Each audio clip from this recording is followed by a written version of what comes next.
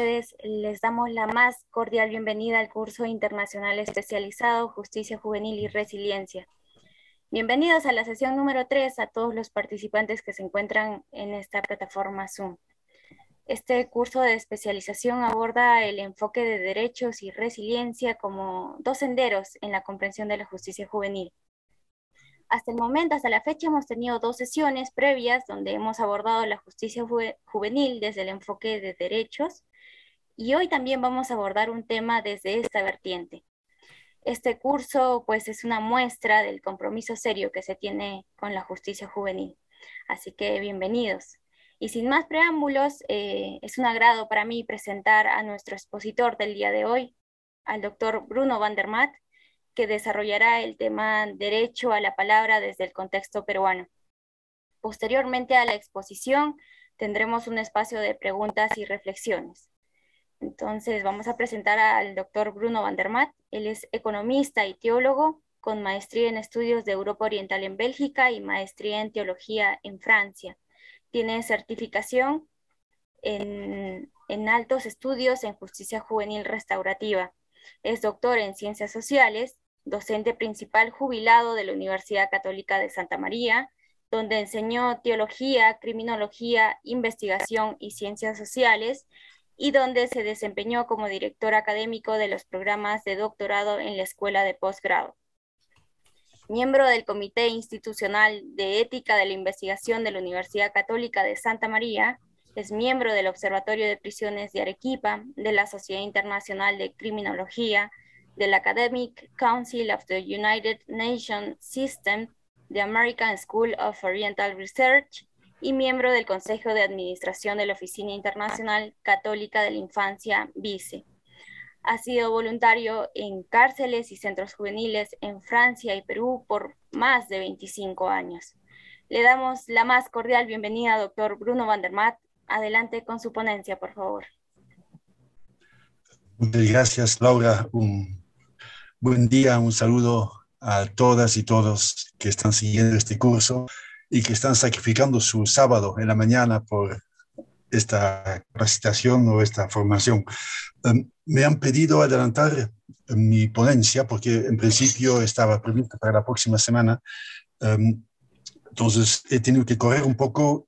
Hay unos cálculos de porcentajes que no he podido hacer, entonces les voy a dar algunos datos que tenía preparado anteriormente, pero esto es la única excusa que puedo presentar frente a lo que estoy diciendo. Por supuesto, lo que voy a decir solamente es mi opinión personal, no implica ninguna institución de la cual formo parte. Bueno, entonces la idea es trabajar un poco el derecho a la palabra de los jóvenes en conflicto con la ley. Me han puesto en el contexto peruano, tal vez en algunos momentos va a ser un poco más amplio, pero es la idea. El plan que vemos en la siguiente diapositiva. Primero quisiera revisar muy brevemente el impacto de la privación de la libertad en niños y niñas, entendido niños y niñas en el sentido de la convención, ¿no es cierto? Toda persona menor o que no ha alcanzado 18 años. Una breve reflexión sobre las penas alternativas y sobre los modelos de justicia, porque esos son temas que ya se han trabajado y se van a volver a trabajar, por supuesto, sobre todo la cuestión de la especialidad de la justicia juvenil, no la voy a tocar porque el doctor Tiffer lo va a tocar la próxima semana, y la mayor parte va a estar en el cuarto punto de la palabra en la justicia juvenil, ¿no es cierto? La siguiente, por favor.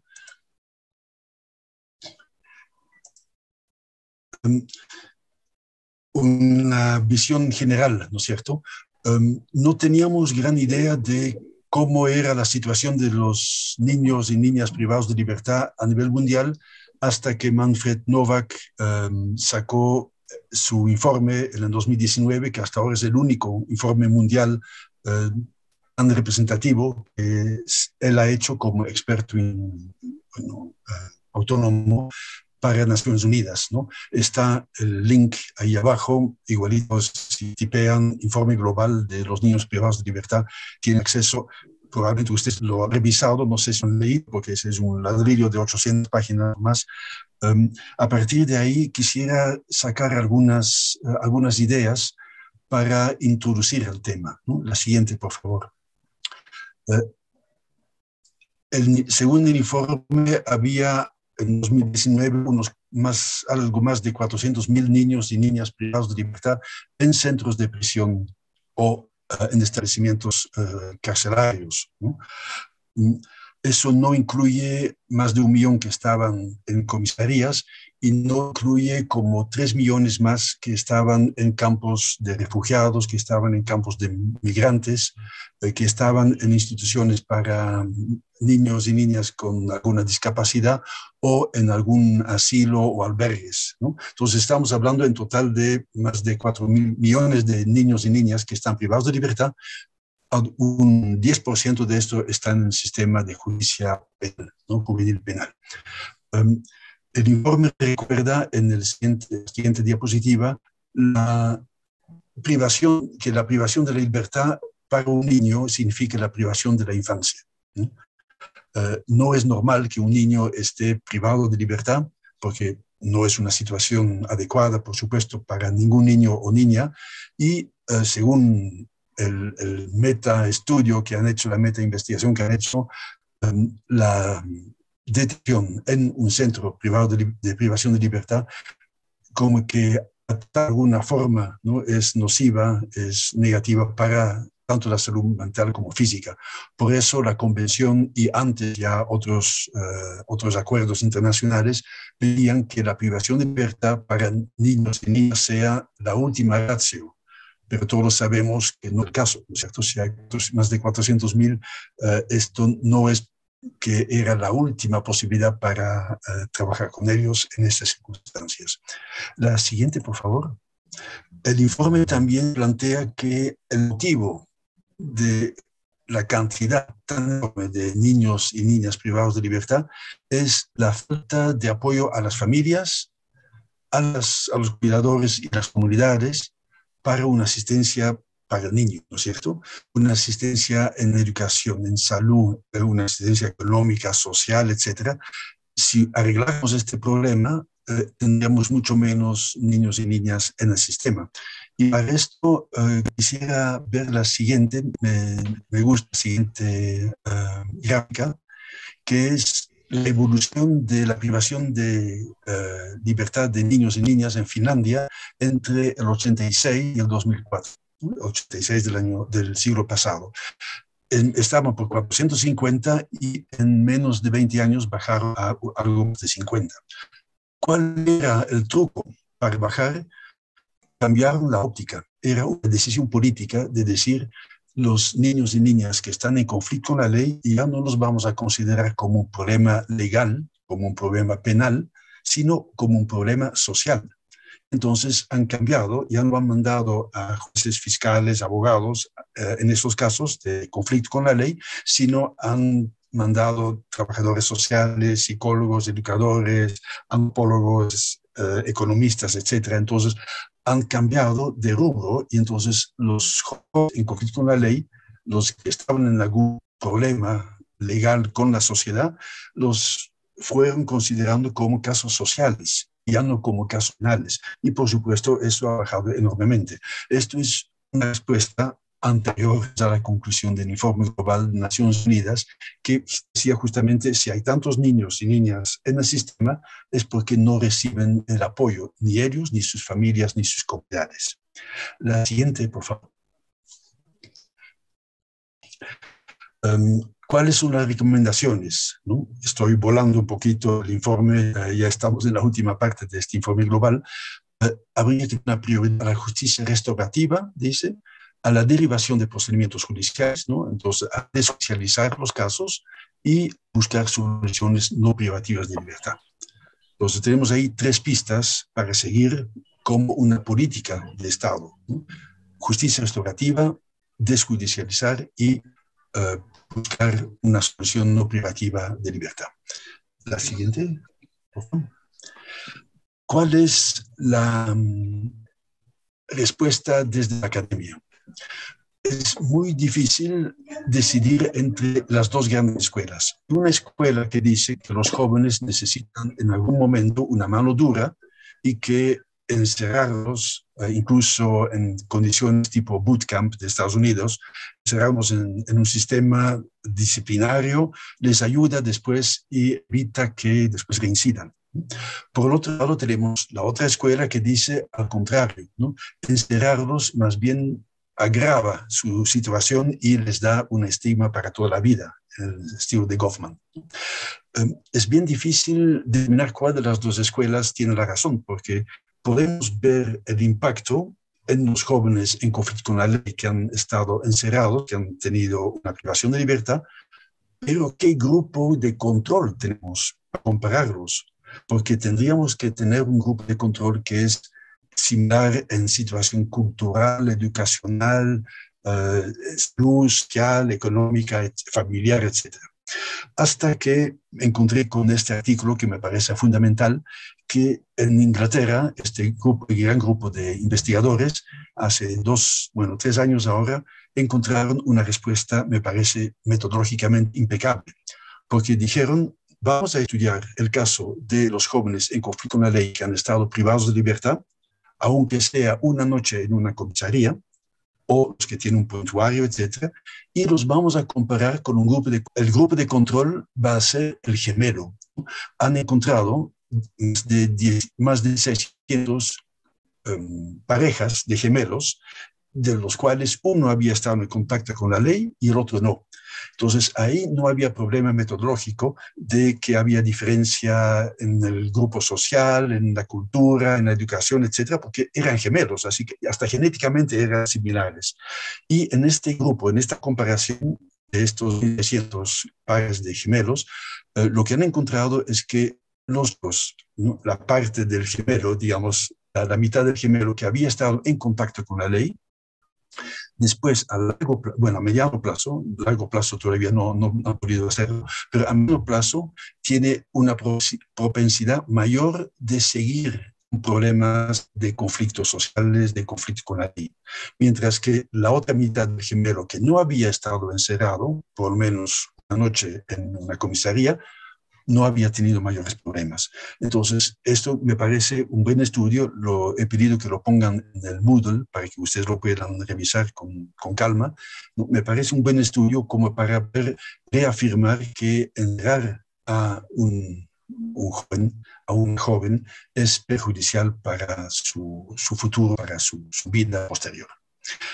Sigamos, por favor, con la siguiente, que vamos a ver. Hay alternativas, porque tenemos penas alternativas, ¿no? Existen en el Código Penal también para los adultos, ¿no?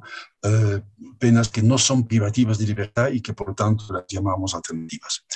Hicieron la pregunta a Michel Foucault en 1976, ya se imaginan, pero el libro acaba de salir el año pasado, en una reunión en Montreal, en Canadá, donde le han pedido una charla, una reflexión sobre las penas alternativas. Y él habla, por supuesto, de los adultos, pero en realidad también se puede aplicar con mucha razón a los jóvenes, ¿no?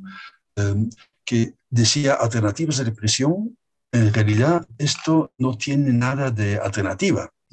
Más bien no es una alternativa al sistema de encarcelamiento, porque realmente es una prolongación de este sistema, ¿no? Las viejas funciones de la cárcel sencillamente se mantienen en estas supuestas alternativas.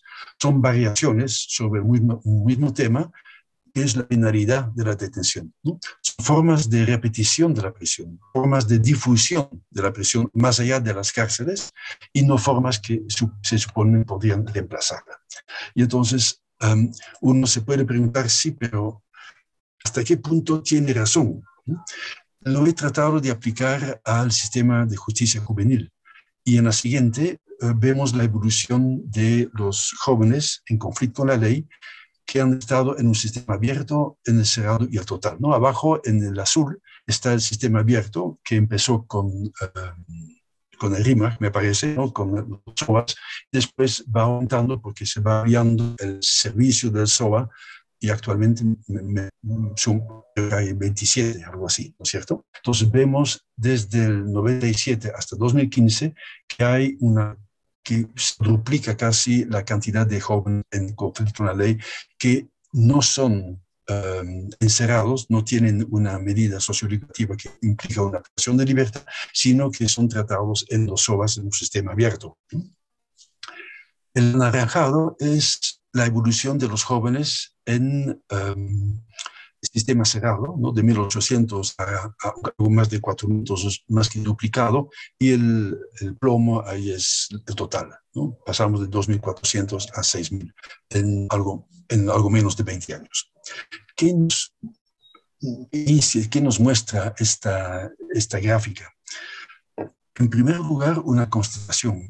El sistema de abrir los SOAS, ¿no? El sistema no privativo de libertad, ha aumentado la cantidad de jóvenes que están en el sistema, lo que ratea.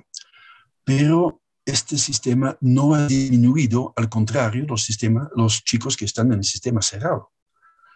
Hay una contradicción, porque al abrir el sistema abierto, hemos en total aumentado los jóvenes que están implicados o que están atraídos o metidos, incluidos en el sistema de justicia juvenil. Entonces, esto es como una contradicción, porque se ha abierto un sistema alternativo para bajar, ¿no? Para desahogar el sistema cerrado que está asignado, y vemos que en realidad se ha aumentado. Esto es una tendencia clásica con las penas alternativas, y a eso hace referencia Michel Foucault también, ¿no es cierto? Que en realidad no son alternativas, sino que amplían la cobertura del sistema. Esto en realidad es bastante grave, porque estamos metiendo más jóvenes en el sistema en vez de sacarlos. ¿Por qué? Porque seguimos pensando en un sistema penal. Acuérdense de la gráfica de Finlandia. Si cambiamos de un sistema penal a un sistema social, ahí sí tendríamos otra respuesta, ¿no? Pero abrir un sistema alternativo de por sí no garantiza que haya menos casos, que sea menos dañino para los jóvenes, ¿no? Hemos más que casi triplicado en menos de 20 años. Son cifras hasta 2015, porque después es más el sistema de estadísticas, no hay mucha continuidad en nuestro sistema, por eso es una muestra, ¿no? De algo de 20 años. Entonces, ¿tenemos que cerrar los SOAS? Por supuesto que no.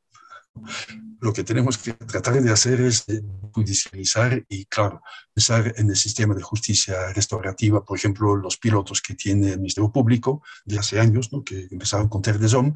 Tenemos que ver cómo podemos desahogar el sistema cerrado, y creo que tenemos que sacar lecciones de lo que ha pasado con el COVID. En la siguiente gráfica tenemos los jóvenes en conflicto con la ley, en azul el total, en anaranjado otra vez el sistema cerrado, y en plomo el sistema abierto. ¿Qué vemos? Que a partir de abril hay un bajón, ¿no es cierto?, en el sistema cerrado, y en diciembre del 2020 hay un bajón también en el sistema abierto. ¿Qué ha pasado ahí? Es el impacto del COVID. No es que haya menos delincuencia, ¿no? Sino que probablemente, eso está por revisar todavía, pero es lo que funcionó en el sistema de adultos, porque en los adultos, para los presos adultos, se ha sacado algunas leyes como para tratar de disminuir la carga en los penales. Estas leyes han liberado poquísimos chicos internos, ¿no? Adultos, pero lo que sí ha pasado es que el sistema penal durante el COVID por mes ha recibido 10.000 casos menos.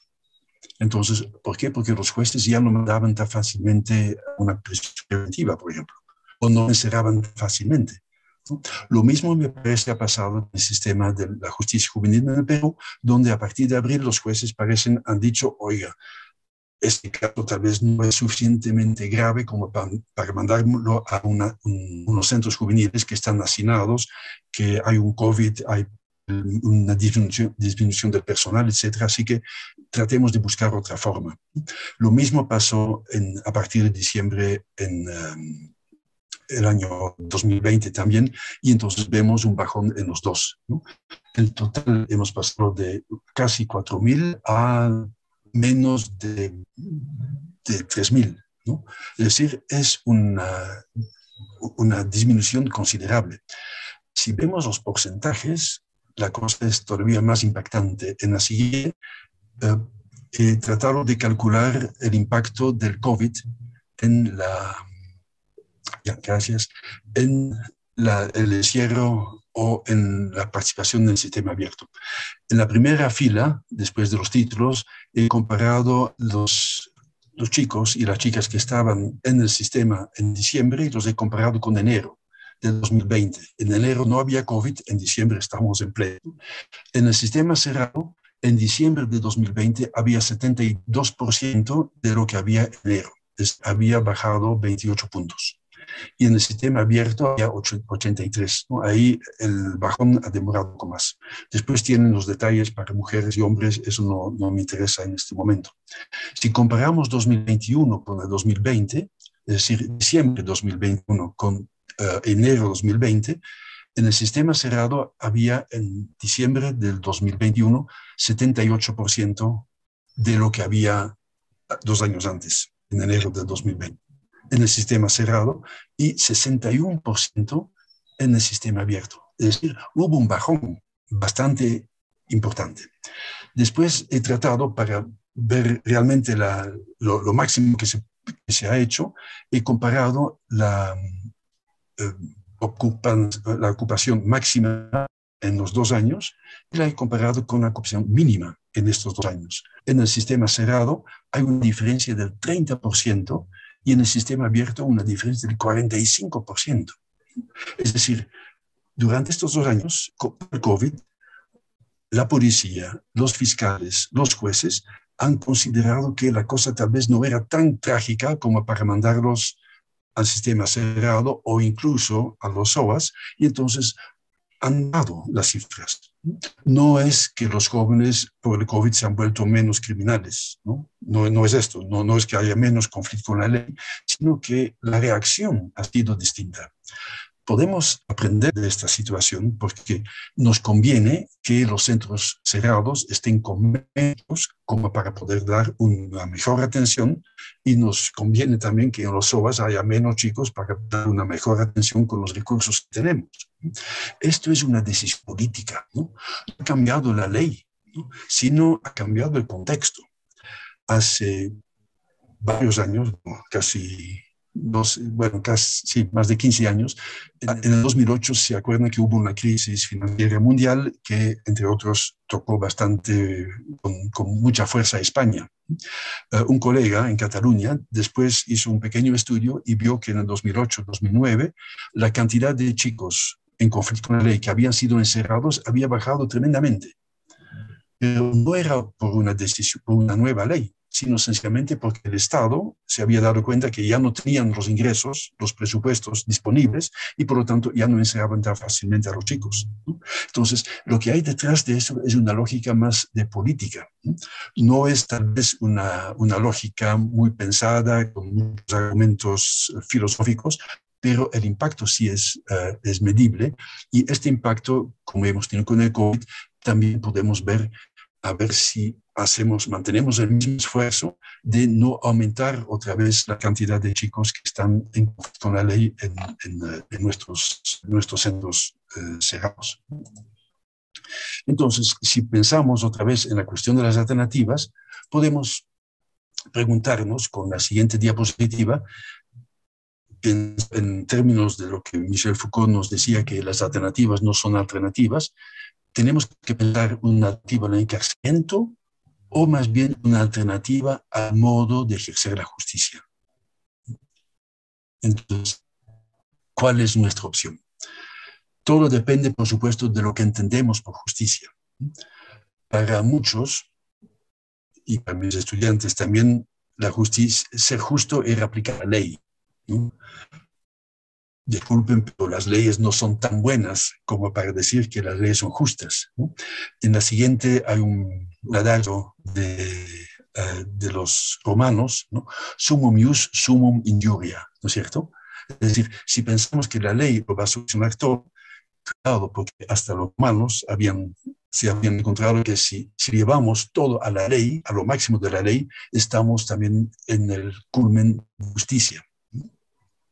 Por eso tenemos que pensar en un tipo de alternativa en nuestras escuelas de justicia o modelos de justicia. Tenemos que pensar qué queremos, ¿no?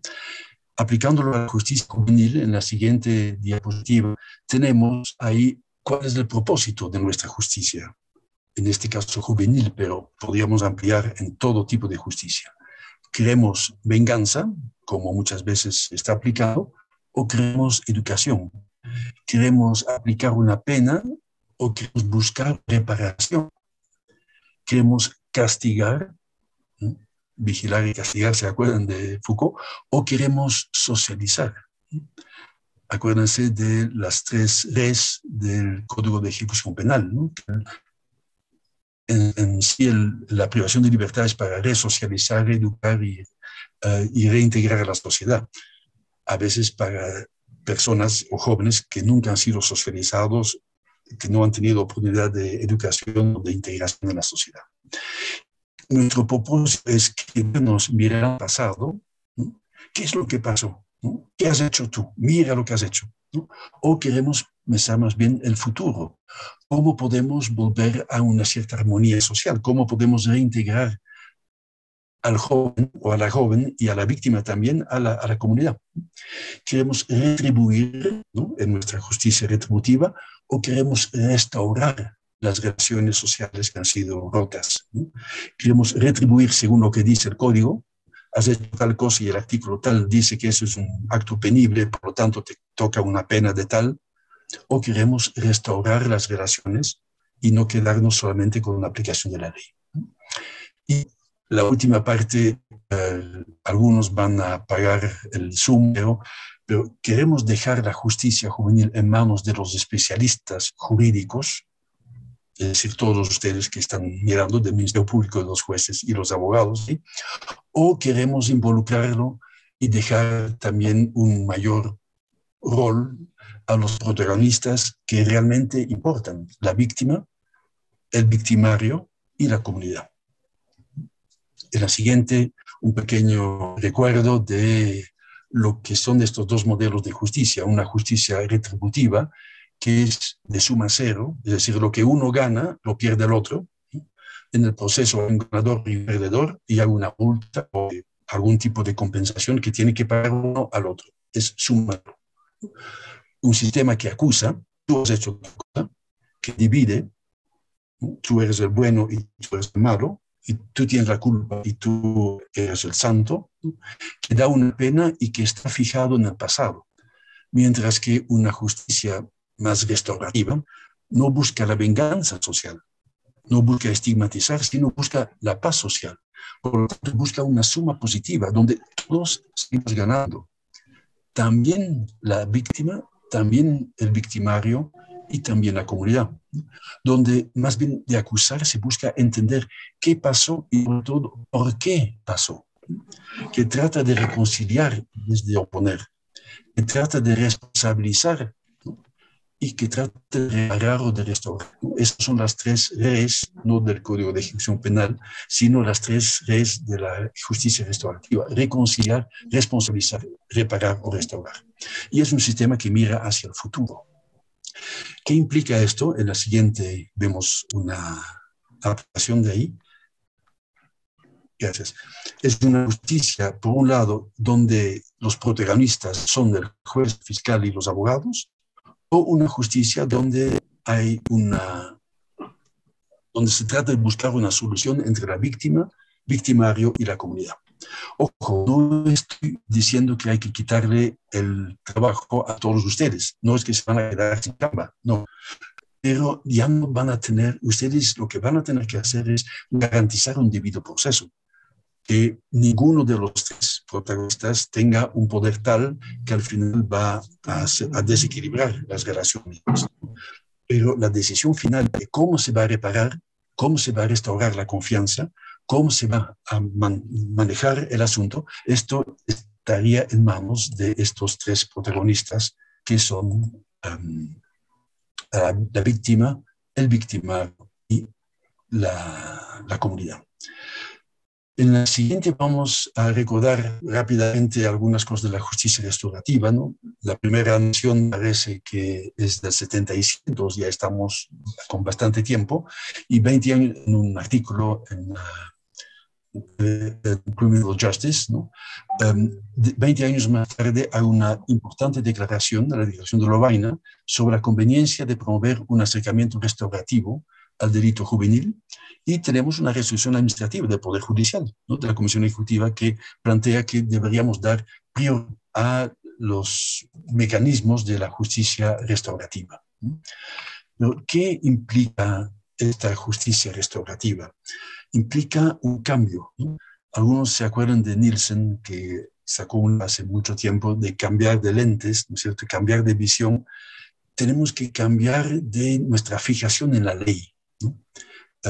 Desgraciadamente, nuestro sistema académico forma abogados, no forma juristas, y entonces forma pleitistas en muchos casos. Entonces, ¿qué podemos hacer? Tenemos que salir y abrir los ojos a una realidad más allá. Y voy a utilizar dos ejemplos que utilizo desde hace años. Los que ya me han escuchado dirán, otra vez está con esto. Un primer ejemplo es desde la filosofía y la religión judía. En la siguiente diapositiva, es bastante antiguo, es del Talmud, entonces estamos hablando del siglo V o VI. En el Tratado de Bava Kama dice algo que me parece muy aplicable en nuestra justicia. Si uno hiere a su prójimo, queda obligado con 5 causas: por el daño, por el dolor, por la culpa, por la pérdida de tiempo y por la injuria.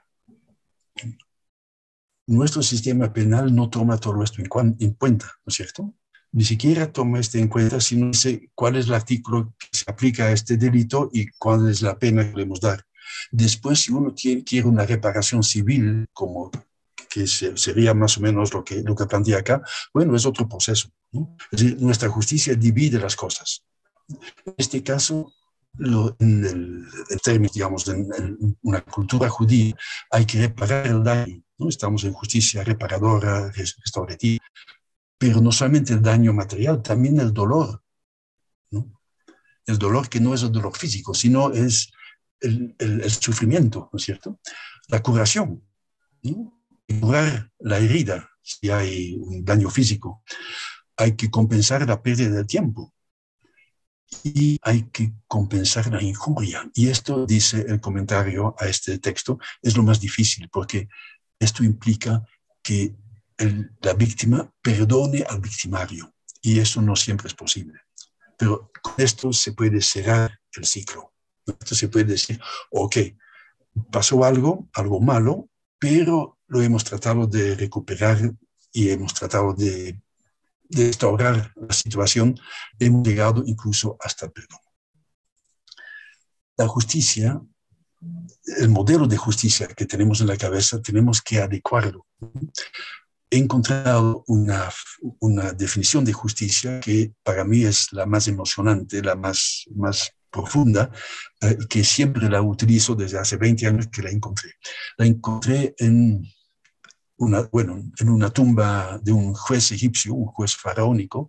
No la encontré yo, sino en un libro de un arqueólogo que había ido a esta tumba, porque se acuerdan que los egipcios pensaban que para ir más allá había que pasar por el juicio final, donde se tomaba el corazón de la persona, se lo ponía en la balanza y se ponía en el otro lado de la balanza una pluma de avestruz, ¿no? Y según donde se inclinaba la balanza, se podía pasar a la vida eterna, ¿no? La momia podía seguir su vida, o el corazón tiraban a los babuinos que lo comían y ahí terminaba todo.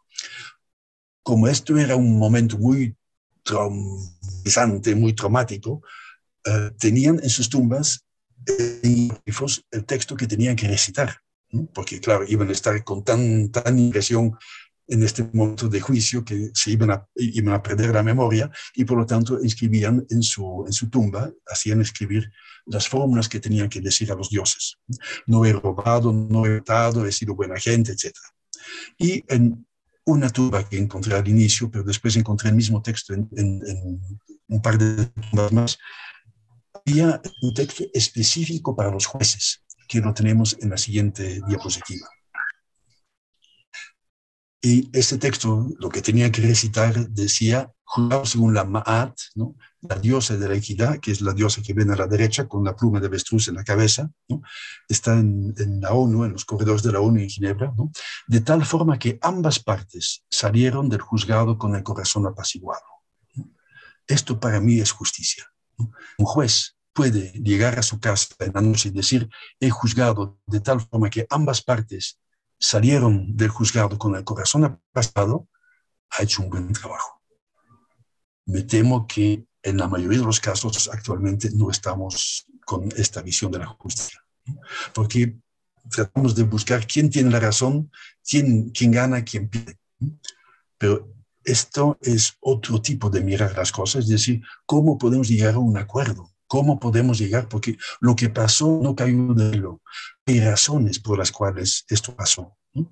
En el caso de los jóvenes, no, en el barrio hay mucha violencia porque hay drogas, porque no fue a la escuela o la escuela es mala o no le aportó o la familia no es un, etcétera. Si buscamos las causas, podemos buscar soluciones al problema justamente para evitar que se repita, ¿no? Entonces, si más bien mantenemos este tipo de justicia, esta definición de justicia, entonces podemos volver a una comunidad que pueda volver a una paz social. Bueno, con esta introducción podemos pasar a la palabra y por qué es tan importante la palabra en estos casos, ¿no?, sobre todo los jóvenes. En la siguiente diapositiva, el plancito más o menos rápidamente la palabra de ser joven. La reglamentación internacional voy a pasar muy rápidamente porque ustedes la conocen probablemente mejor que yo, y aterrizar en la palabra, en la justicia juvenil y la autorización, ¿no? ¿Qué hace la palabra? Ahora sí vamos a pasar rápidamente. La siguiente, por favor. ¿Qué hace la persona? No hay palabra sin sujeto, ¿no? Si para que haya una palabra hay una persona, y tampoco hay sujeto sin palabra, ¿no? Nosotros nos construimos a través de la palabra, ¿no? Porque la palabra nos pone en relación. La siguiente, por favor. Gracias. La palabra nos pone en relación, ¿no? Es porque el niño escucha hablar que después puede hablar. No hay otra forma. Habrán escuchado este experimento que hizo un rey normando en Sicilia, cuando tenía su Castilla en Sicilia. Quería saber cuál era el idioma original de la humanidad, porque sabía que, bueno, si uno nacía en una familia árabe, iba a hablar árabe, chino, chino y francés, francés. Entonces, él reunió a 10 recién nacidos, dijo a sus sirvientes, cuídenlos, denles de comer, cambien pañales, báñenlos, hagan todo, no les hablen, porque después de un tiempo ellos van a hablar el idioma originario, ¿no?, el idioma de Analieva, por decirlo así. Y quería saber este idioma. No tuvo que esperar mucho, porque en muy poco tiempo los 10 niños murieron. Porque no es suficiente tener comida y tener pañales y temperatura adecuada, sino necesita la palabra, ¿no?, porque la palabra nos relaciona, nos construye. Es nuestra subjetividad, ¿no? Nos relaciona porque a través de la palabra, como a través de la mirada del otro, nos hacemos, nos construimos. La siguiente, por favor. También la palabra nos compromete, ¿no?, porque una cosa es recibir una orden, ¿no?, y es lo que pasa muchas veces en la justicia. Tú vas a hacer, eso es la pena. Pero esto no nos compromete, ¿no? Pero si preguntamos, ¿y qué puedes hacer? ¿O qué quieres hacer? ¿O cómo puedes? Entonces hay una palabra que compromete, ¿no?, que expresa un compromiso y un consentimiento. Y no puede haber justicia si uno no entiende por qué hay esta pena. Hice un estudio hace muchos años en un centro juvenil que más de la mitad de los chicos tenía idea de qué había, por qué se había condenado o sentenciado y cuál era la sentencia en realidad, ¿no? Porque no entendían, no sabían, por supuesto, no se iban a comprometer tampoco. En el siguiente nos vemos también que la palabra nos ayuda a entender al adolescente, al joven, ¿no?, en la sociedad. La sociedad muchas veces no habla al joven, sino, como dice este psiquiatra, la sociedad, la última frase, la sociedad no les habla, les ladra o se calla. Entonces, el joven no tiene la impresión de estar escuchado y entonces va a reaccionar con lenguaje que no es el lenguaje de la palabra. Los tatuajes, los gritos, la música, la violencia, pero no con la palabra, ¿no? Entonces, ¿por qué? Porque la misma sociedad no le habla. Y en la siguiente vemos también que los que no han podido expresarse con palabras, ¿no?, utilizan el puño, ¿no?, utilizan la violencia, ¿no? No sé si han visto esta película, esta comedia Marigold Hotel, donde una madre muy posesiva dice a su hijo, que ya es un joven adulto, cuando necesito de tu opinión, yo te la daré, ¿no? Es decir, es la manera como a veces nosotros nos relacionamos con los jóvenes. No tenemos paciencia de escucharlos o de preguntar qué es lo que están pensando. En la siguiente, por favor.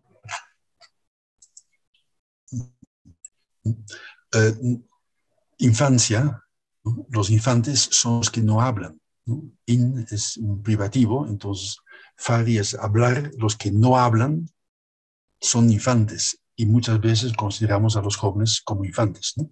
Hay un estudio de dos especialistas, dos criminólogos de Toronto, de Canadá, que han visto una relación entre las malas aptitudes verbales con la delincuencia, ¿no?, con una cierta propensidad, porque, claro, el acto delictivo se vuelve como una reacción, como una palabra propia frente a lo que están viviendo. Y en la siguiente diapositiva, vemos también que la palabra tiene la capacidad de proteger al joven, porque sabemos que a veces hablamos al joven y decimos, vas a hacerlo, ¿te comprometes a eso? Sí, pero no he entendido de qué se trata. Entonces, tenemos que proteger al joven para que no se comprometa a cosas que no entiende, y tenemos que ayudarle también a tomar conciencia de lo que está diciendo y lo que está hablando. Porque muchas veces la palabra para un joven no tiene valor. Puede decir sí, no, y igualito a los 2 segundos ya se olvidó. Tenemos que escuchar y decirle, oigan, tenemos confianza en ti. Nosotros creemos en tu palabra. Entonces, si tú rompes tu palabra, eso es muy grave, ¿no? Nosotros tenemos una palabra. Si quieres que te respetemos, tú tienes que respetar tu propia palabra. En ese sentido, la palabra va a proteger a los propios jóvenes. Vamos entonces a la reglamentación o las reglamentaciones internacionales. Las primeras, como ven, no voy a quedarme, ustedes se van a quedar, supongo, con el PowerPoint, ¿no? La Declaración de Ginebra del 24, después la primera Declaración de los Derechos del Niño del 59, no tiene esta lógica de considerar a los niños como sujetos, sino son más bien objetos de protección, ¿no? Aunque empieza el interés superior del niño. Los congresos interamericanos, algunos hablan de esto, pero pasamos a la siguiente. Las reglas de Beijing no dicen nada. Las reglas de Habana hablan de la entrevista que hay que hacer al joven cuando entra a un centro juvenil, pero no habla de participación. Tenemos que esperar a la siguiente, a la Convención de los Derechos del Niño. Hay 3 grandes líneas, ¿no?, en la Convención que son novedades, ¿no? Pero para mí la más importante es esta, que en el artículo 12 garantiza el derecho a expresarse libremente en todo lo que le afecta, ¿no?, y también que su opinión sea tomada en cuenta, en función, por supuesto, de la edad y la madurez del niño.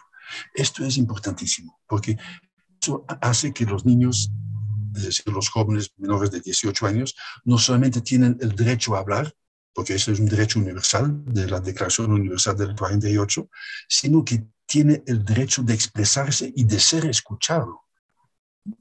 El juez tiene que escuchar al joven y tiene que motivar su respuesta en función de lo que ha dicho el joven. No quiere decir que el juez tiene que estar de acuerdo con lo que el joven dice o pide, pero sí tiene que adecuar su sentencia y argumentar por qué acepta o no lo que dijo el joven. Está de acuerdo o no con él. Esto en todo procedimiento judicial que se presente.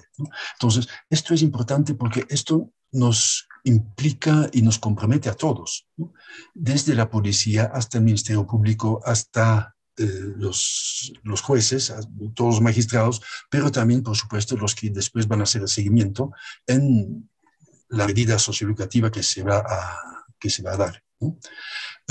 Voy a pasar, porque ya el tiempo me queda corto, pero las siguientes diapositivas podemos pasar. Las observaciones generales hablan también del derecho a expresarse, todo en base a la Convención de los Derechos Niños, ¿no? Distinguir muy bien la libertad de expresión, que es universal, y el derecho a ser escuchado, que es un derecho específico de los niños según la Convención. En la siguiente podemos recordar una palabra de Ricoeur, ¿no?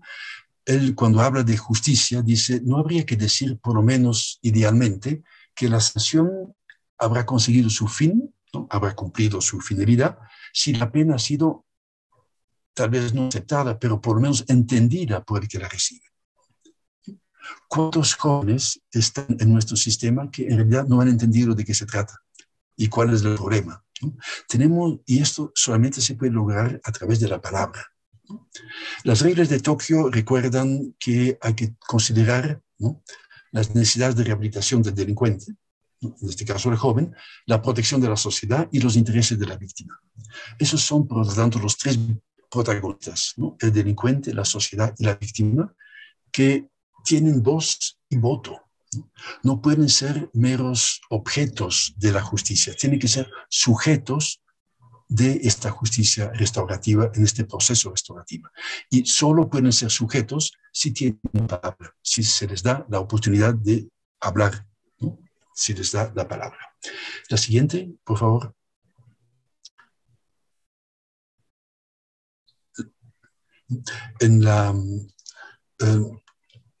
Es un texto que les voy a dejar porque ya se me pasó el tiempo. Si se logra verbalizar, ¿no es cierto?, si se logra expresar, podemos salir de la espiral de la violencia.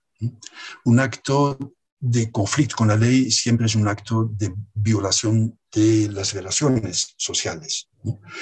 Y este acto muchas veces ocurre porque no se ha podido verbalizar, no se ha podido expresar de una forma distinta lo que uno siente, ¿no? Entonces, cuando uno verbaliza, uno puede tomar, en la siguiente, puede tomar distancia del hecho y puede ser un poco más objetivo, puede mirar el hecho no con las entrañas, sino con la razón, ¿no? Y entonces se puede expresar lo que se siente, se puede dejar de sentirse que la única manera de imponerse es a través de la violencia. Voy a dejar este texto para que después lo lean. Voy a terminar en la siguiente. Tenemos un problema. Si hablamos tanto de la palabra de los jóvenes, muchos jóvenes no tienen el uso adecuado de la palabra, ¿no? Los jóvenes que saben expresarse no van a buscar otros medios más violentos, más físicos, para hacerse entender. Entonces tenemos que autorizar la palabra de los jóvenes. En la siguiente tenemos... Perdón, no, está bien, perdón. ¿Puedes retroceder, Unita? No, hay una correlación entre los niños que están involucrados en la comunidad y sus niveles de confianza y la participación en la palabra, a través de la palabra, ¿no? Saben acostumbrarse y usar la palabra. En la siguiente diapositiva, sí, ahora sí, perdón. Muchas veces el joven recurre a la violencia porque no tiene otro medio de expresión, entonces tenemos que ayudarle. En ciertos sistemas de justicia, ¿no? Por ejemplo, he tomado esto del sistema escocés, ¿no? Tienen un programa, han reflexionado sobre eso, tienen un programa para hablar del habla, del lenguaje y la comunicación. Y se dan cuenta que mayormente, ¿no? Más de la mitad de los jóvenes, sobre todo los varones en conflicto con la ley, tienen un problema para expresarse. Entonces, ellos han capacitado a su personal para, desde la policía, pero también desde los servicios sociales, en la cárcel, en el Ministerio Público, en los cursos, para ayudar al joven a expresarse, para que tenga un uso adecuado de la palabra y por lo tanto pueda comunicarse. ¿No? La siguiente, por favor. Porque si uno controla, si uno tiene el control de la palabra, de su expresión, entonces puede comprometerse y puede puede escoger lo más positivo entre varias alternativas que se presentan, ¿no? Hay que desarrollar, está en negrito en el segundo párrafo, desarrollar y supervisar la implementación de un soporte y plan de desarrollo sistémico integral de necesidades de habla, lenguaje y comunicación para los servicios de justicia local y nacional, ¿no? Esto es lo que yo llamo autorizar la palabra, porque etimológicamente autorizar algo es decir que el otro pueda crecer, que el otro es autor, ¿no? La autorización desde la autoridad no es la imposición desde el poder, desde la fuerza, sino es más bien autorizar a ser autor al otro para que sea autor sujeto de su propia vida. Y termino con algunas reflexiones. La anterior, por favor. Un pequeño excurso. Cuando nosotros, ¿en qué capacidad estamos para autorizar la palabra? Todos sabemos que nuestros centros están hacinados, ¿no? Pero el hacinamiento se sigue calculando como por metros cuadrados por persona, o por metro cúbico debería ser, porque algunos camarotes llegan hasta el techo, entonces ni siquiera puede levantar la cabeza. Pero esto para mí no es hacinamiento. Es grave, por supuesto, pero lo más grave es que no haya un servicio adecuado, ¿no? Estos jóvenes y también los adultos en nuestro sistema del INPE, estos jóvenes tienen una medida que debería ayudarles a salir mejor. Entonces, ¿cuál es nuestra capacidad institucional de servicio a la persona sentenciada? Tenemos suficiente espacio, no solamente también alimentación, médicos, etcétera, sino también tenemos suficiente personal. Es un ejercicio que hice en marzo, justo antes de la pandemia. Por cada centro juvenil he visto cuánta gente está en administración, en seguridad, educación, cuántos psicólogos, trabajadores sociales, profesionales de salud para la alimentación y total, y comparado con la población. Y en la siguiente diapositiva he comparado y, por ejemplo, he calculado cuántos jóvenes en conflicto con la ley le toca a cada profesional. Y he resaltado los casos más graves, digamos, en cuanto a los psicólogos. Cusco, en esta época había un psicólogo para 185 chicos, ¿no? Entonces, por supuesto, no puede dar un servicio adecuado, porque si trabaja 20 días al mes, ¿no? Estamos con 180 entre 20, son la cantidad de jóvenes que tiene que atender. No tenía tiempo para una horita por joven por mes. Esto es imposible. Con eso no hay un tratamiento psicológico, ¿no? El nivel nacional promedio era 55 jóvenes por psicólogo, ¿no? Felizmente, no he podido hacer el nuevo cuadro, pero en Cusco la situación ha mejorado sustancialmente porque ahora hay 2 psicólogos y solamente hay 97 chicos. Entonces, pueden atender 3 chicos por día en un mes, ¿no? Sería bueno que pudieran hacerlo varias veces al mes, pero bueno, la situación se está mejorando. ¿Qué quiero decir con eso? ¿Cuál es nuestro criterio de capacidad que tenemos, ¿no? Tenemos que tomar en cuenta la palabra en conflicto con la ley, tenemos que promoverlo. Muchas veces el joven no tiene esta capacidad y por eso tenemos que autorizar la palabra, es decir, ayudarle, darle autoridad a la palabra libre de los jóvenes. Concluyo en 2 minutos con las 2 siguientes diapositivas. El modelo de justicia retributiva, ¿se acuerdan de venganza social? Puede funcionar sin escuchar al joven, y muchas veces lo hace. El sistema de justicia restaurativa no solamente permite el uso de la palabra, sino exige el uso de la palabra. Cuando utilizamos la palabra y damos la palabra al joven y lo responsabilizamos en su compromiso, esto no solamente es una contribución a la solución del problema por el cual cayó, sino es una ayuda para la integración del joven después en la sociedad. Y en la siguiente diapositiva, son las dos últimas, tomar la palabra en la solución de conflicto con la ley, por supuesto, lo hace el joven, lo debe hacer el joven, pero también la víctima y también la comunidad, ¿no? Porque los tres son protagonistas en el sistema de justicia. Y nosotros como adultos tenemos que autorizar la palabra, ¿no? La autoridad que tenemos tiene que hacer autor al otro, tenemos que hacer autor sujeto al niño. En eso está el interés superior del niño. Y en la siguiente me despido para decir gracias. Muchas gracias y estoy a su disposición para las preguntas. Disculpen que me haya pasado un poquito. Muy bien, gracias, doctor Bruno van der Maat. Abrimos el espacio para las preguntas y reflexiones. Por favor, tenemos la participación de la doctora Rosa Mávila.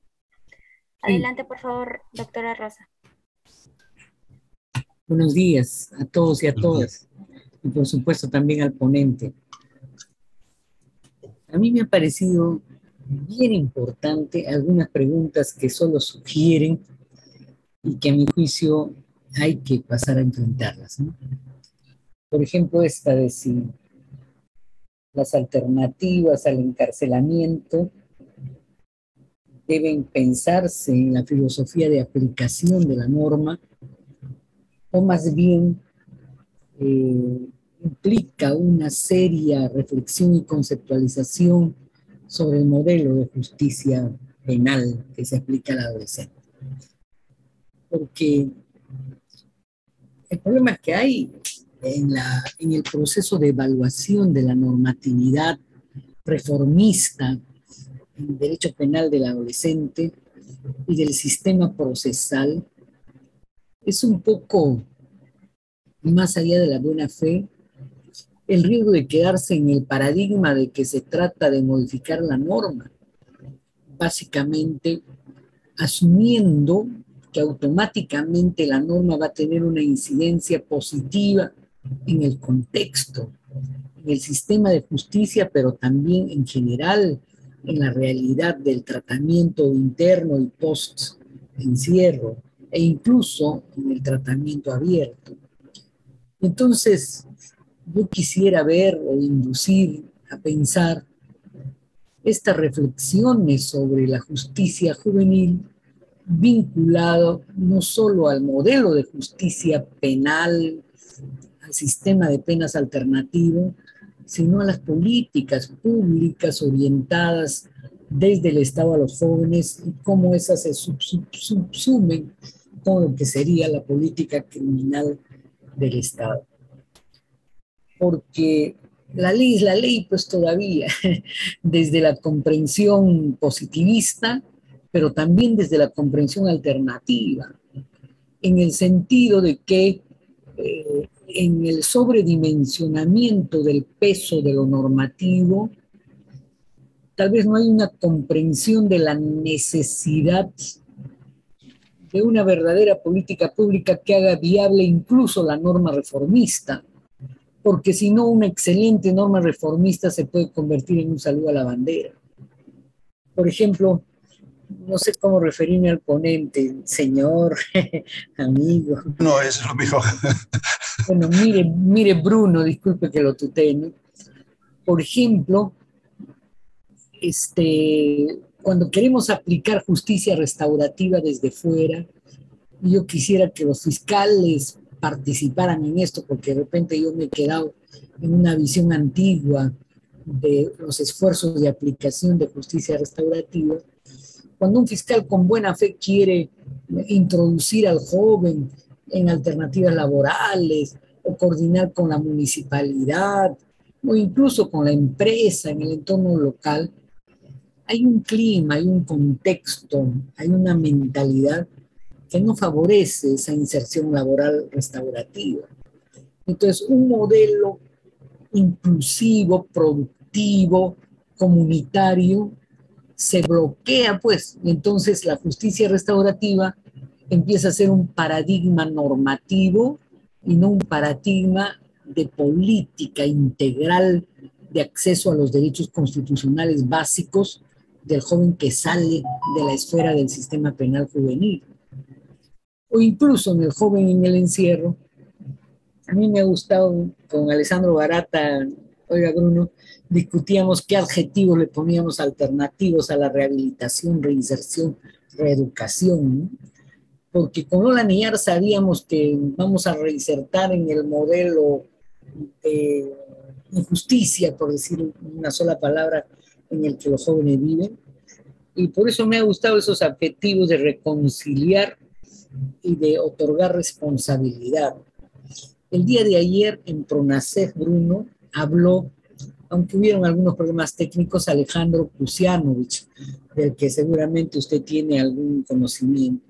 Y él ponía énfasis en reconciliar, tratar humanamente, respetar la dignidad humana, pero sin reconciliar, pero sin conciliar, en el sentido de exigir responsabilidad, cumplimiento de deberes. Y ahora me parece bien interesante la forma con que ustedes ponen el escenario victimológico, pues, porque tampoco desde el garantismo penal clásico vamos a mirar solo al imputado.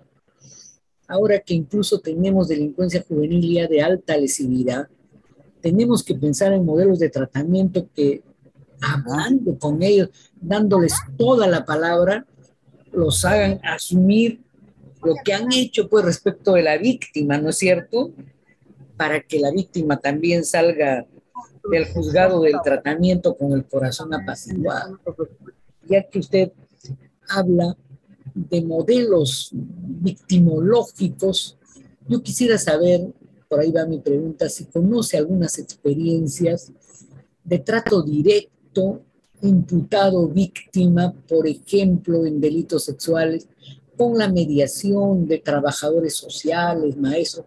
Yo vi algo muy corto en Centroamérica hace mucho tiempo, pero me parece que por ahí tal vez desde el establecimiento cerrado en tratamiento o desde el establecimiento abierto en tratamiento, podríamos lograr que el agente del injusto penal interiorice, pues se dé cuenta, ¿no? Porque al final si no se da cuenta de lo que ha hecho, no para culpabilizarse, sino para no hacerlo, para inducir a otros a no practicar esa conducta. Por otro lado, el que no habla, ¿no? Pero mire, Bruno, en el proceso penal de adultos, ahora hay una total garantía para que hable el imputado. Y siempre la última palabra se le da a él. Pero, ¿sabe? Poquísimos, así, mínimo, usan su derecho a hablar en los adultos, ¿no? Y en los niños, peor, pues. En los adolescentes, tampoco. Entonces, esto implica toda una renovación en el trato, ¿no es cierto? Que implica, como decía Kusianovich ayer en el CONACET, un compromiso humano, o sea, el sentirse, pues, bien afirmado, militante en el hecho de que ese joven no solamente es tu responsabilidad profesional, sino es parte de tu vida. Y entonces, parecería, Bruno, que hay que darle más vínculo a este buen ejercicio que usted ha hecho sobre la conquista de la palabra con el uso de esta palabra en el tratamiento. Un tratamiento que debe mirar no solo al enjuiciamiento clínico, terapéutico, también, mire, mis amigos críticos me dirían que estoy hablando un pecado, pero estoy rehabilitando el hecho del trabajo directo con el joven, pero obviamente tratando también el contexto, ¿no? Las vulnerabilidades, la familia, los riesgos, las disfuncionalidades. Termino. Hay que pensar en un paradigma de tratamiento que reconcilie, responsabilice, reconstruya o construya ciudadanía, ¿no es cierto? Y eso tal vez dentro y fuera de la justicia en el ámbito procesal, es decir, dentro y fuera del procedimiento del derecho penal del menor, Porque mire, nuestro código apuesta por la justicia restaurativa, encargando a terceros la aplicación en política social de la justicia restaurativa. Pero tenemos que ser sinceros, honestamente. Si entre nosotros, en los operadores, todavía no tenemos clara, profunda, la noción de lo que es restauración, en la sociedad, obviamente, no hay ni siquiera una conciencia, amigo, del deber de restaurar. Estoy hablando de los agentes políticos, de la clase política. Por ejemplo, en las municipalidades no hay una conciencia de la necesidad de hacer casas de refugio post-egreso para que los jóvenes, algunos no vuelvan pues a los escenarios que inciden para la continuación en la carrera delictiva. Entonces, al no haber una mentalidad de interés social por por la política de desactivación de la infracción, obviamente hay tal vez todavía la necesidad de una corriente cultural humanista que levante este paradigma nuevo del tratamiento. Máxime ahora que todo es hipercriminalización, sobre penalización y demás. También en esa materia hay un último reto y con eso me quedo, Bruno, ¿ya? Como usted sabe, en mis hombros ahora, no solo en los míos, ¿no? Pero también está el tratamiento juvenil y hay un nuevo perfil de infractor juvenil, que es el que hemos tenido que trasladar esta semana con terrible riesgo de Piura, de Chiclayo a Ancón. Entonces ya la delincuencia organizada está educando para la delincuencia especializada, pues, algunas élites de jóvenes infractores. Entonces, eso nos pone frente al reto de en qué consistirá un tratamiento restaurador especializado para esa criminalidad que no es la mayoritaria, pero es. Hay el riesgo de que se convierta en paradigma para la mayoría de nuestros arranchones, rateritos, o infractores sexuales.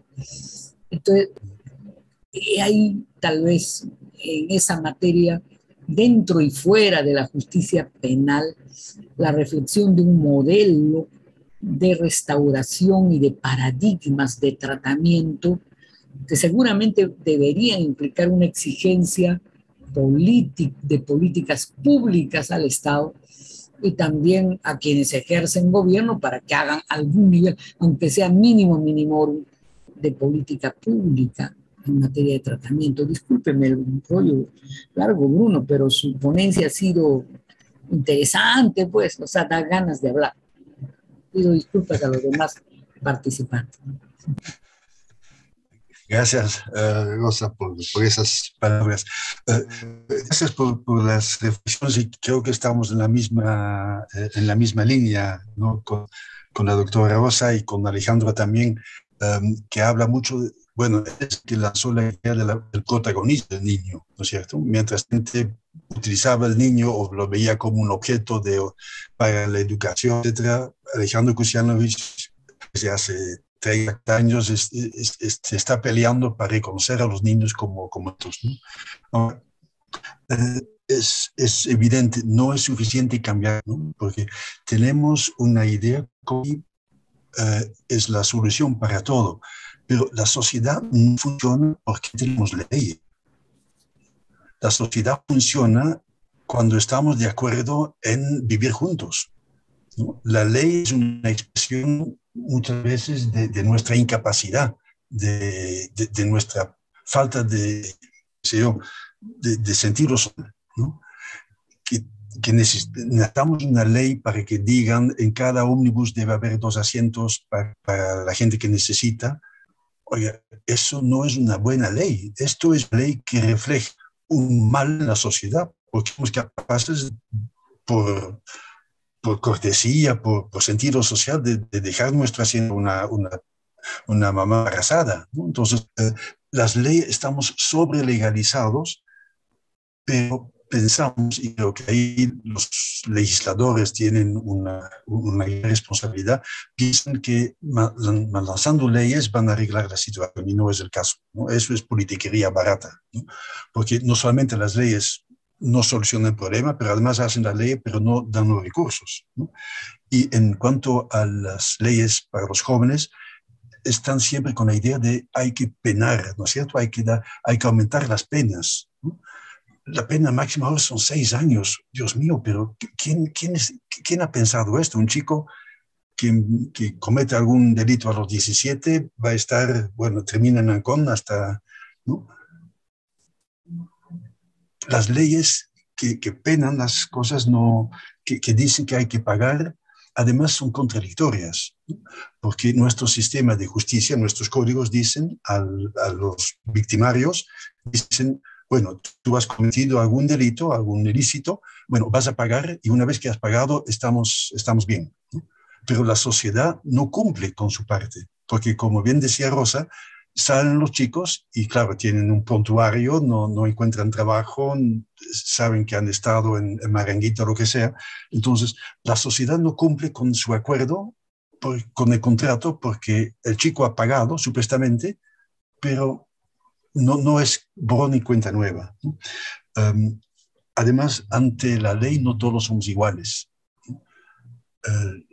Los jóvenes que han tenido oportunidades, que han recibido de su familia, de su estado, del estado, de sus papás, lo que sea, un tipo de educación, un tipo de acompañamiento relacional, un tipo de salud, alimentación adecuada, etcétera, no son los mismos que los que no lo han tenido. Sin embargo, la ley se aplica a todos y, por supuesto, el público que termina en el sistema de justicia juvenil siempre es una fracción de la población que no ha recibido justamente esta política de protección del Estado, ¿no?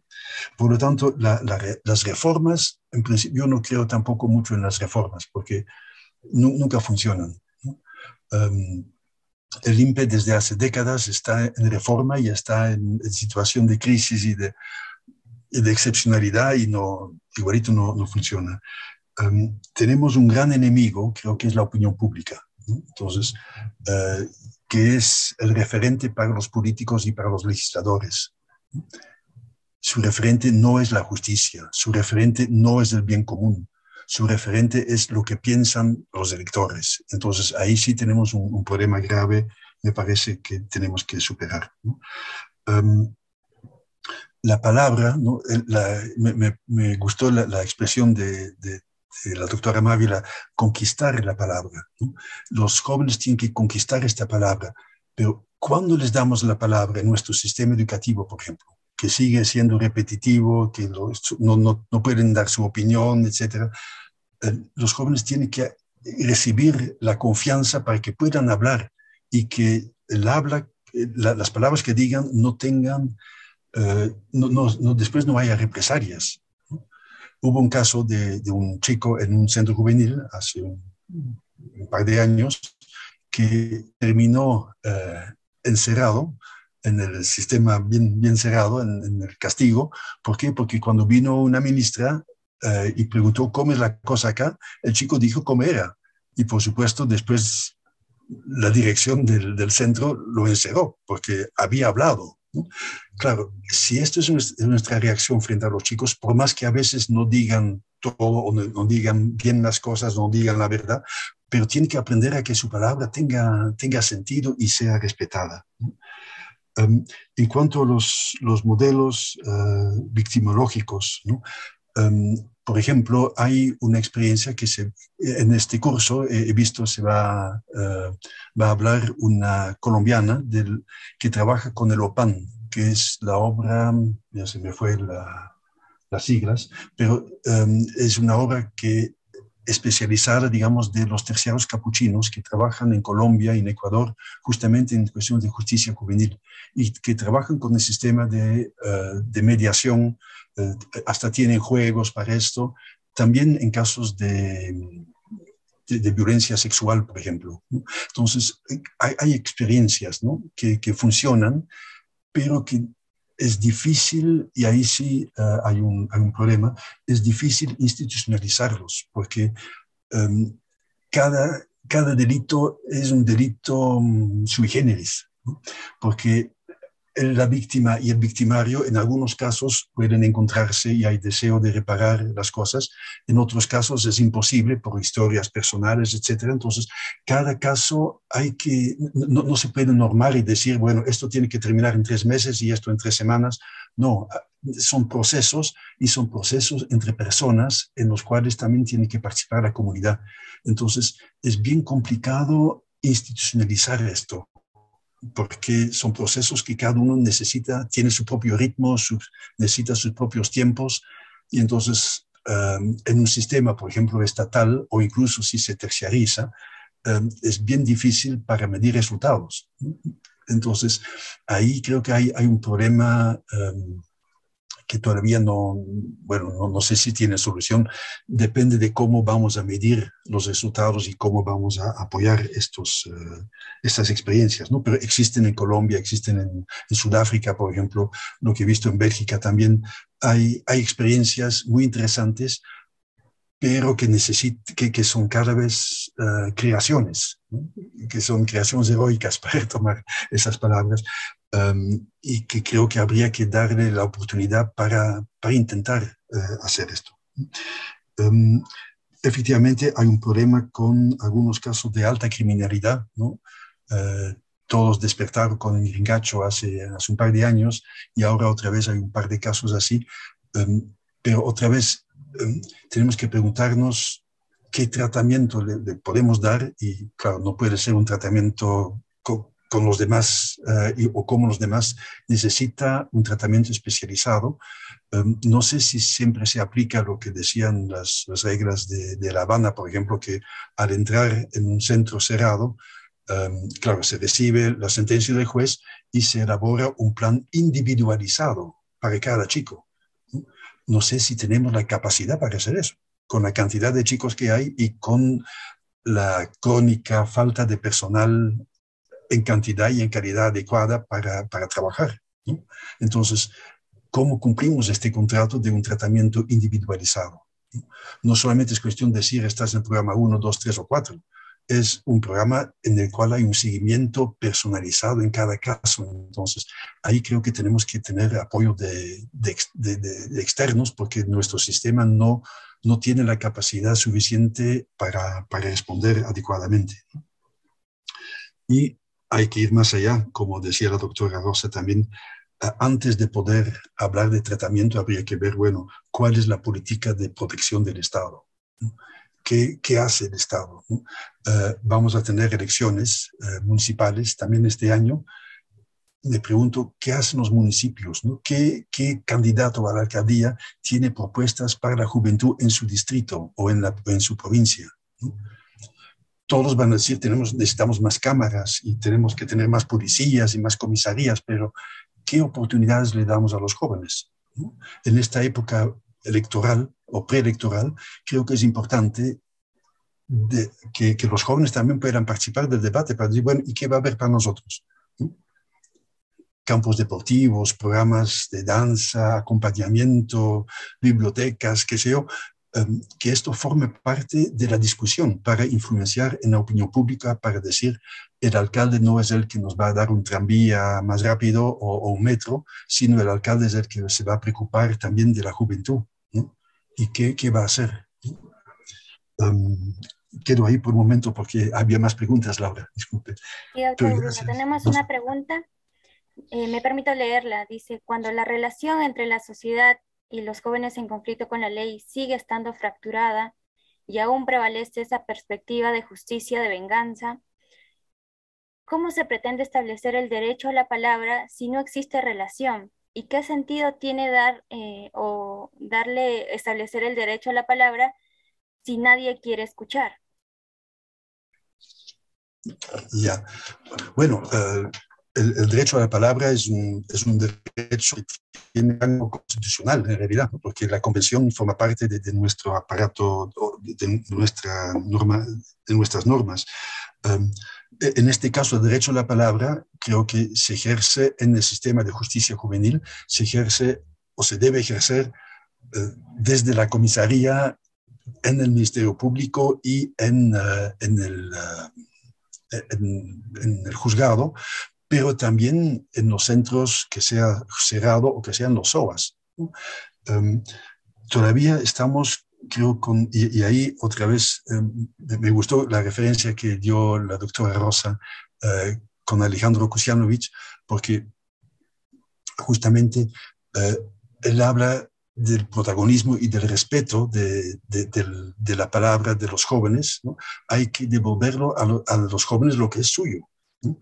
Entonces, no podemos quedarnos en una actitud adultocéntrica para decir, nosotros somos profesionales, nosotros somos adultos, tenemos la razón y el joven lo único que tiene que hacer es obedecer, ¿no? Nuestro sistema educativo todavía tiene este paradigma, pero es un paradigma falso, por supuesto, porque así nunca vamos a generar jóvenes que sean verdaderos ciudadanos. Si tienen derecho a la palabra es porque son ciudadanos, no porque van a ser ciudadanos cuando tengan 18 años. Ya son ciudadanos ahora porque ya tienen derechos y, por supuesto, también obligaciones, ¿no?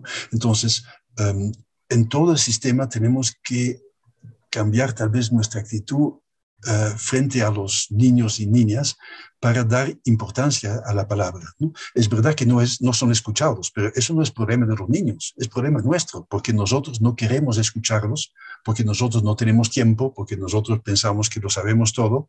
Entonces creo que hay que invertir los papeles y acostumbrarnos a escuchar al joven, ¿no?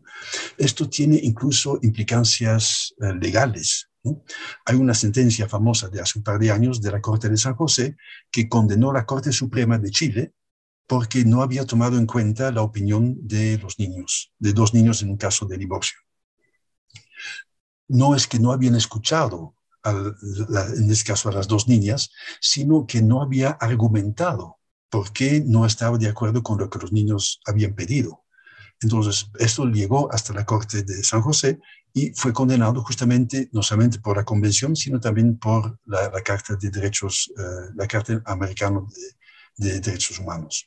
Entonces, tiene implicancias legales, pero otra vez, como decía Rosa, no es porque la ley lo dice que se va a solucionar el asunto. En este caso, la Convención lo dice, pero tenemos que acostumbrarnos a respetar a los niños por ser seres humanos. Tienen una opinión, puede ser buena o mala, eso no importa. Tienen una opinión y tienen derecho a expresarla. Entonces nos toca a nosotros. Si no se les escucha, es nuestro problema y es nuestra responsabilidad. Las circunstancias de la pandemia por el COVID-19 están cambiando. Ya no se tiene el mismo impacto que en el año 2020. Si los porcentajes durante la pandemia evidenciaron que se disminuyó el encierro a los jóvenes en conflicto con la ley, esta nueva realidad con el impacto de la pandemia que disminuye cada día, ¿se podría pensar que volverá la lógica de encerrar nuevamente a los chicos? Por eso depende, si aprendemos de la pandemia, si aprendemos de lo que pasó en la pandemia, creo que podemos tener esperanzas de que no vamos a seguir encerrando tan fácilmente a los chicos. Es verdad que las condiciones pandémicas, digamos, están bajando. El riesgo es que todos los operadores, desde la policía, los abogados, el Ministerio Público, los jueces, se van a olvidar, perdón, de lo que pasó durante el COVID y van a regresar a la tradición, ¿no?, de encerrar a los chicos sin que sea realmente la última ratio, ¿no? Creo que depende de nosotros si realmente estamos convencidos de que encerramos demasiado en nuestra realidad y como a nivel mundial, como dice el informe de la ONU también, si realmente estamos convencidos de esto, depende de nosotros de seguir argumentando y hacer un estudio, ¿no? Por ejemplo, sería interesante, no tengo estudiantes porque ya soy jubilado, pero sería interesantísimo ver cuáles han sido las decisiones de los jueces en los juzgados de familia para no enviar al sistema cerrado, ¿no?, para no mandar una medida socioeducativa con privación de libertad, en este último año, digamos, en el 2021, ¿no? O desde abril de 2020 que empezó a bajar, ¿no? Sería interesantísimo ver con qué argumento se ha decidido, se ha sentenciado, ¿no? También para la cuestión del sistema abierto. Tenemos que tener más investigación, ¿no? No estamos investigando suficiente. En el Congreso por el Bicentenario que se hizo sobre justicia juvenil, prácticamente no había investigaciones serias en el Perú sobre la justicia juvenil. ¿Por qué? Porque son pocos, ¿no? Estamos hablando de un par de miles de chicos. Los que están en el sistema de justicia juvenil no es el gran sistema penal o el gran sistema civil donde hay promociones posibles, sino es un nicho que no interesa a mucha gente, pero necesitaríamos convencer a nuestros estudiantes, a nuestros colegas, a nosotros mismos, también el Poder Judicial, el Ministerio Público, todos tienen centros de investigación, ¿no? ¿Por qué no promover más investigación sobre el impacto, por ejemplo, del COVID en las sentencias, las argumentaciones, el efecto positivo o no de las pocas leyes que han salido para descongestionar el sistema, etcétera? Ahí tenemos que argumentar y tenemos que acumular evidencias para decir, mira, si fue posible durante estos 2 años, ¿por qué no seguimos con la misma política, con los mismos argumentos, ¿no? Entonces, les invito a todos a plantearse, estudiar lo que ha pasado y ver la parte positiva, en este caso, de lo que el COVID nos ha podido aportar, ¿no? Investiguemos, tratemos de buscar argumentos y datos que nos refuercen en humanizar la justicia. Gracias, doctor. Tenemos la intervención del doctor César de la Cuba. Adelante, por favor. Muchas gracias. Bruno, te saludo y te felicito también por tu ponencia, siempre motivando y provocando estos temas que nos interesan pues a muchos y creo que compartimos en bastantes eventos que hemos participado juntos. Ajá. Mi duda es, y aclara no siempre, porque tú tienes muy bien diagnosticado el estado de la cuestión en estos temas. ¿Y dónde crees tú que se debe tener mayor énfasis en este derecho, ¿no? a escucharlo, la participación, que lleva la participación judicial, ojo, durante el juzgamiento, que a veces es cierto, hay un debe en los jueces ahí, que de pronto no escuchamos, o si escuchamos no entendemos muy bien, o ya en la ejecución de la medida, en cómo intervenimos en la vida de estos adolescentes? Muchas gracias, Bruno, te felicito de nuevo. Gracias, César, y un gusto saludarte. Mira, claro, la respuesta fácil es decir, siempre hay que escuchar, ¿no es cierto? Pero no empezaría a escuchar en el juzgado, hay que escuchar mucho antes, ¿no? La policía, por ejemplo, no está acostumbrada a escuchar a los jóvenes, sino ellos escuchan a la víctima y, claro, a veces con cierto prejuicio, hacen sus documentos, muchas veces no está el abogado para defender, etcétera. Porque desde ahí se puede pensar en una diversión, ¿no es cierto? Se puede pensar en, ¿es necesario judicializar o no? Hay que escuchar desde el momento del delito mismo o de la infracción, ¿no? Pero no solamente escuchar al joven, sino también a la comunidad y a la víctima.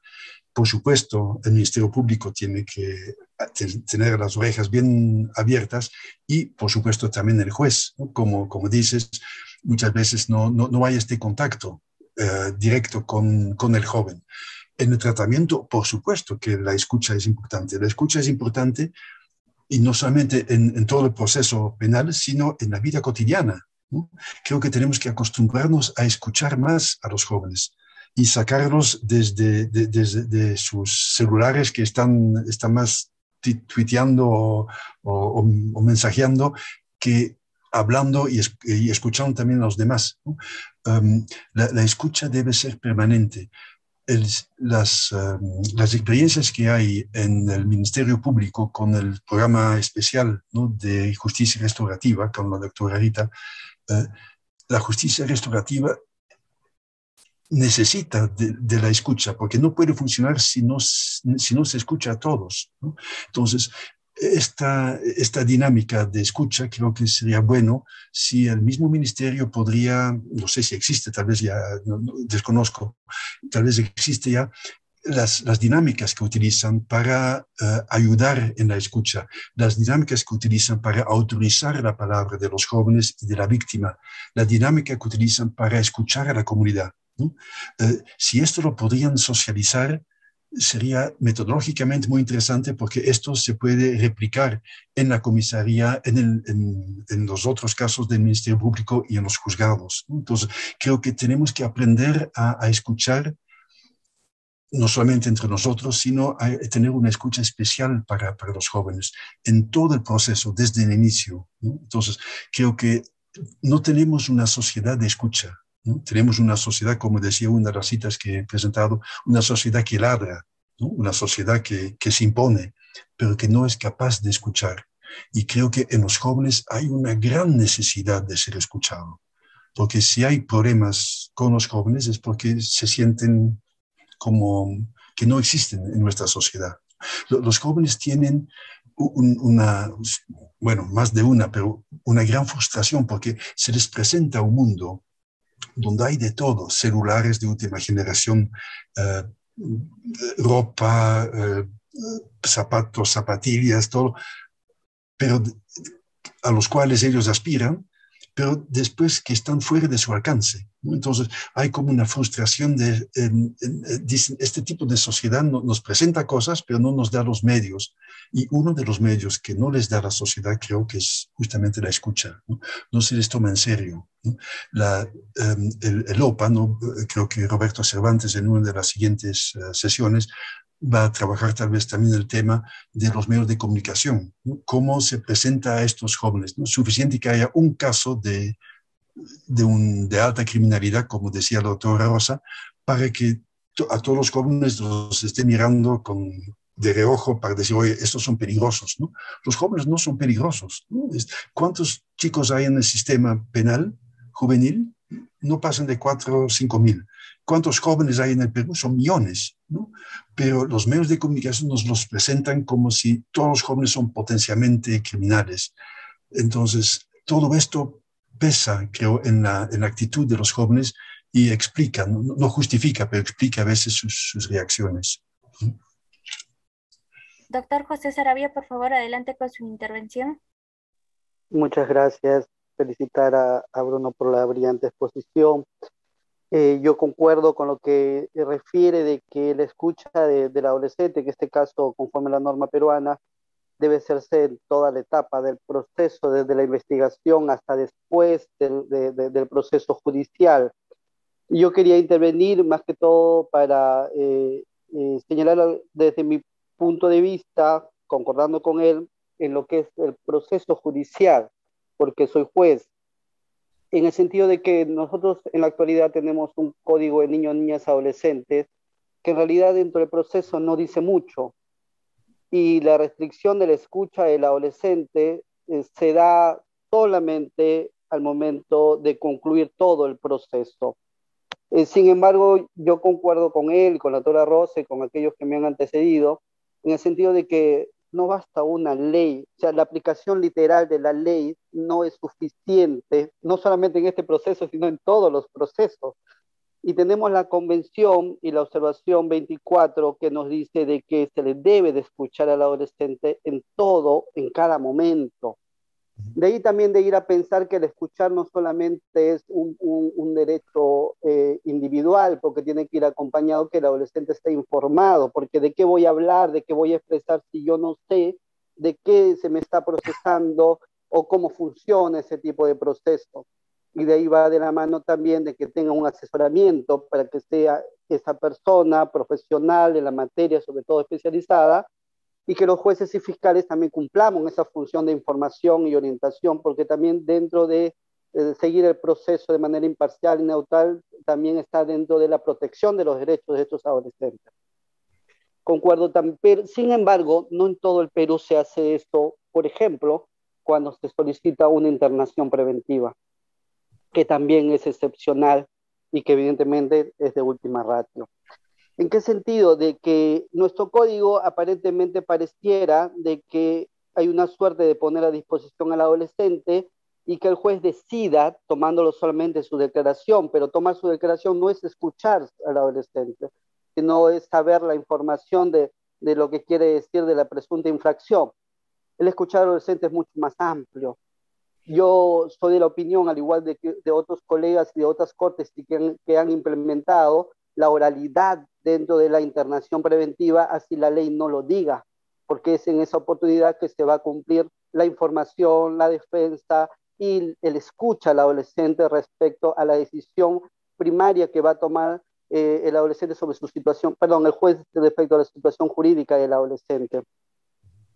Y eso es muy importante y lo quiero resaltar como ejemplo de muchas cortes, otras no lo hacen, porque no basta la literalidad de la ley, sino que se tiene que aplicar en un análisis convencional y constitucional para respetar estos derechos.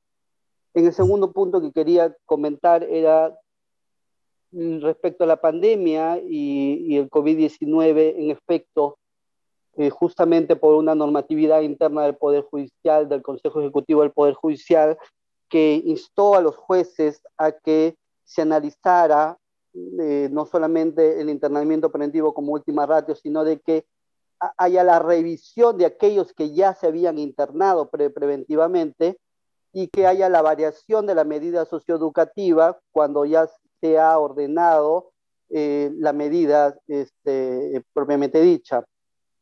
A distinto de lo que hizo el Ejecutivo, que sacó un decreto legislativo que en realidad no ayudaba mucho porque era muy limitado. Entonces, yo creo que el trabajo del Poder Judicial en esta etapa del COVID-19 fue muy importante porque sí hizo interiorizar, como bien señalabas, a todos los magistrados y magistradas que la excepcionalidad, ¿no?, de esta medida, y como yo decía en algunos eventos académicos, era la oportunidad de corregir lo que en su oportunidad de repente pudimos no haber analizado de la manera más adecuada. Sin embargo, concuerdo con que esto debe ayudarnos a interiorizar de que en realidad no basta corregirlo después, sino hacerlo antes, ¿no? Y analizarlo de la manera más adecuada. Estamos incidiendo en eso dentro de las políticas públicas del Poder Judicial. Tu ponencia nos ayuda mucho. Acá hay muchos magistrados que también tienen la misma posición a la que estoy hablando. Y finalmente agradecerte por la oportunidad de ir mejorando nuestro trabajo en todas las áreas, porque acá estamos todas las etapas del proceso y eso es muy importante. Muchas gracias. Gracias, doctor Sarabia. Sí, dos comentarios nomás. Estoy totalmente de acuerdo con lo que planteó, pero me parece muy interesante cuando dice que cuando el juez escucha al joven, no puede ser una escucha limitada a las condiciones o a las circunstancias de la infracción o del delito. Y creo que para eso hay también el apoyo de un equipo multidisciplinario, ¿no?, que puede informar al juez de las condiciones de vida del joven, de su condición psicológica, de si va a la escuela o no, de la condición de relación con su familia, en el barrio, etc. Todo esto forma parte de la escucha, ¿no? Porque una cosa son las circunstancias de la infracción, pero otra cosa es todo este contexto que es importante justamente para poder tomar una medida adecuada, ¿no? Y en esto también creo que lo que dijo la doctora Belov la semana pasada sobre la cuestión del tiempo, ¿no? Escuchar a los jóvenes también es entrar en su concepción del tiempo, que no es la nuestra, ¿no? Si el joven tiene que esperar 6 meses para tener una sentencia, o también la víctima, o más, entonces no estamos entrando en la dinámica del tiempo de la víctima y de los victimarios. La otra cosa es sobre la cuestión del COVID.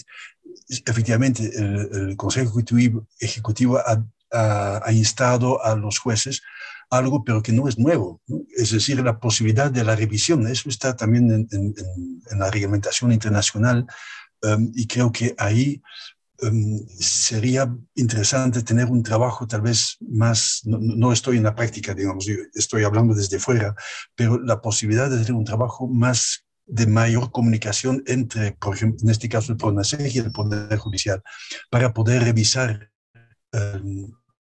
los casos, para que haya visitas. Claro, antes, por lo menos para los adultos, había los jueces de ejecución penal, ¿no? que ayudaban en eso. Ahora el contacto es mucho más difícil y la carga procesal también es más fuerte, supongo. Pero sería interesante respetar también el espíritu de la medida que se ha aplicado. Entonces, en algunos casos se puede ver que la medida ya tuvo resultados, entonces se puede tener una revisión. Este aspecto de la revisión de la medida debe ser un instrumento que los jueces puedan utilizar siempre en función del interés superior del niño, ¿no? Entonces, creo que ahí no nos podemos cerrar en decir el tiempo que habíamos determinado es tanto, sino tanto en el sistema abierto como en eso va a haber la posibilidad de hacer regularmente una revisión de los casos. Es más trabajo, pero creo que es más eficaz al final para todo el sistema. He visto otra mano que se levantó. Tenemos una pregunta en el chat. El doctor Vicente Guiguren plantea lo siguiente. La reparación del daño a la víctima o a la comunidad se viene impulsando en el trabajo que realiza el SOA, muchas veces de manera indirecta. Se entiende que los jóvenes que acuden al SOA para cumplir una medida socioeducativa han cometido una infracción más leve, lo cual permitiría efectuar una reparación del daño causado a la víctima y a la comunidad.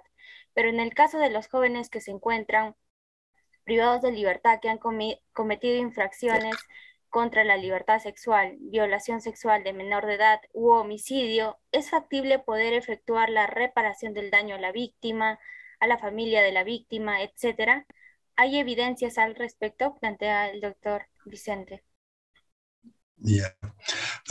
Evidencia sí, hay multitud de casos, pero otra vez las evidencias son particulares, es decir, no hay una teoría general que dice, por ejemplo, en caso de violación sexual, eso se arregla, el daño se arregla en 6 meses, no, eso es imposible, ¿no? Lo que sí creo que hay que convencer, bueno, por lo menos de mi convicción, que la justicia restaurativa, ¿no? El sistema de tratar de restaurar, de reparar, no se puede limitar a infracciones leves o a la pequeña delincuencia. Eso se aplica en todo porque es un sistema de justicia, ¿no? Y eso se ha aplicado hasta en casos de genocidio, que es más o menos lo máximo a lo cual se puede llegar, ¿no es cierto? Pensemos en lo que pasó en Sudáfrica, pensemos en lo que pasó en Ruanda. Son casos, en Colombia algo hubo también. La cuestión de la reparación o de la restauración es esencial en la comunidad humana, ¿no?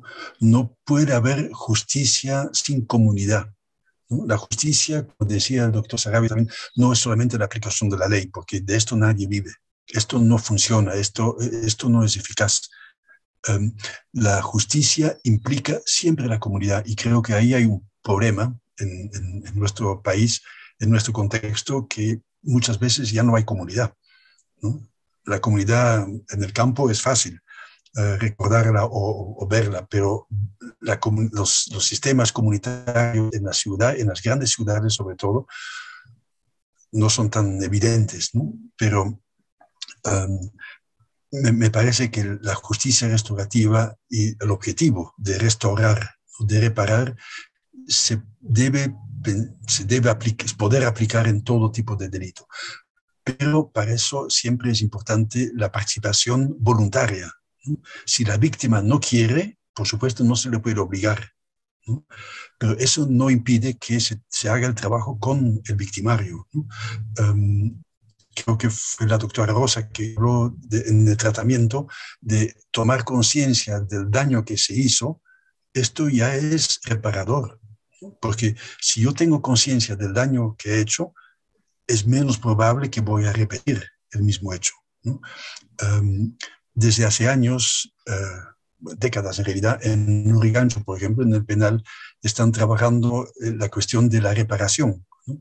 Para que los chicos que están participando en este programa puedan darse cuenta del daño que han hecho, ¿no? Porque se les relaciona con víctimas, las suyas, sin víctimas del mismo tipo de delito, para que se den cuenta y para que la víctima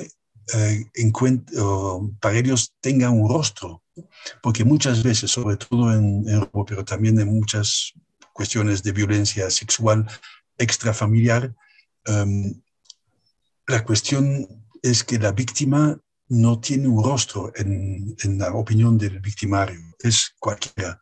Y esto es uno de los grandes problemas también en la victimología, ¿no? Porque la víctima, en primer lugar, no, en principio, no, su primera respuesta no es venganza. Su primera preocupación es ¿por qué me tocó a mí?